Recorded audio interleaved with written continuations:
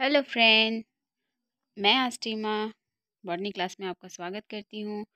Friend, हमारा आज का टॉपिक है ग्रीन हाउस इफ़ेक्ट। और आज हम आपको बताएंगे कि जो ग्रीन हाउस है वो क्या है, इसका कारण और समाधान क्या होता है।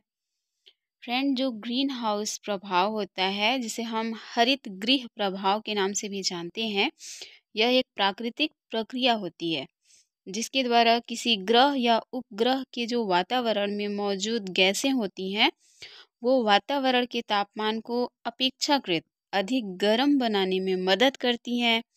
इन ग्रीन हाउस गैसों में कार्बन डाइऑक्साइड, जल वाष्प, मीथेन आदि शामिल होते हैं। यदि ग्रीन हाउस प्रभाव नहीं होता तो शायद ही पृथ्वी पर जीवन नहीं होता, क्योंकि तब पृथ्वी का जो औसत तापमान होता है वो 18 डिग्री सेल्सियस होता, न कि वर्तमान का जो 15 डिग्री सेल्सियस है वो होता। हमारी जो धरती है उसके वातावरण के तापमान को प्रभावित करने वाले बहुत से कारक हैं, जिसमें से ग्रीन हाउस प्रभाव भी एक मुख्य कारक होता है। फ्रेंड, अभी हमने आपको बताया जो ग्रीन हाउस बनता है उसमें जो गैसें भाग लेती हैं वो होते हैं कार्बन डाइऑक्साइड, मीथेन, क्लोरोफ्लोरोकार्बन, जल वाष्प। ये सभी जो गैसें हैं वो मिलकर ग्रीन हाउस मतलब हमारे पूरे पृथ्वी के चारों ओर एक परत जैसा होता है। अब हम आपको बताएंगे कि जो ग्रीन हाउस है उसके प्रभाव में कैसे वृद्धि होती है।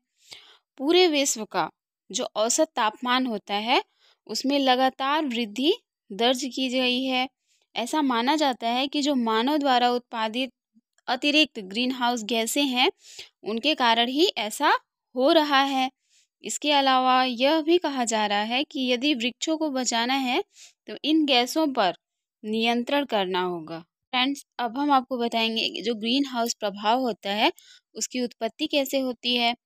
हमारी पृथ्वी का जो धरातल है उसके ऊपर लगभग 30 किलोमीटर ऊंचाई तक वायुमंडल का विशाल सघन घेरा उपस्थित होता है। यद्यपि जो वायुमंडल है वो पृथ्वी की सतह से 800 से 1000 किलोमीटर की ऊंचाई तक पाया जाता है।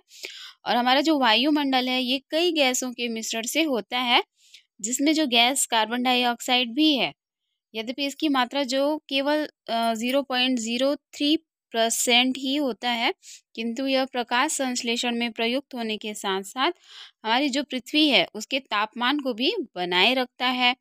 पृथ्वी के चारों ओर वायुमंडल का जो आवरण होता है उसी प्रकार ये ठीक वैसे ही कार्य करता है जिस प्रकार जो ग्रीन हाउस की कांच की दीवारें होती हैं। सूर्य से आने वाले विकिरण की कांच की जो दीवारें हैं, सूर्य से आने वाले विकिरण वायुमंडल को बेधते हुए भूतल पर टकराती हैं और काफ़ी मात्रा में नष्ट हो जाती हैं तथा काफ़ी मात्रा में दुर्बल होकर और रक्त किरणों के रूप में परिवर्तित हो जाती हैं। ये किरणें दुर्बलता के कारण वायुमंडल से बाहर नहीं निकल पाती हैं और उष्मा के रूप में पृथ्वी की जो तापमान होता है स्थिर बनाए रखती है। इस प्रकार जो हमारा ग्रीन हाउस इफेक्ट है उसके प्रभाव की उत्पत्ति होती है। अब हम जानेंगे फ्रेंड, जो ग्रीन हाउस इफेक्ट होते हैं उसके दुष्परिणाम क्या होते हैं। पृथ्वी के तापमान के बढ़ने से समुद्र के तटवर्तीय क्षेत्रों में भारी वर्षा होती है, जिससे बाढ़ आने की संभावनाएं रहेंगी। औसत वर्षा वाले क्षेत्रों में सूखे की स्थिति बनी रहेगी।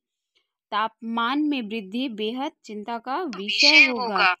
और हरित गृह प्रभाव यानी ग्रीन हाउस इफेक्ट के कारण टेम्परेचर बढ़ने के साथ ही जो भारत है और अन्य विकासशील देशों में अनाज व विभिन्न फसलों के उत्पादन में कमी आएगी।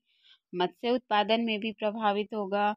तापमान में वृद्धि से ध्रुवों की जो बर्फ़ें होती हैं वो पिघलने लगेंगी, जिससे अनेक नदियों में बाढ़ आएगी और अनेक नदियाँ विलुप्त हो जाएंगी।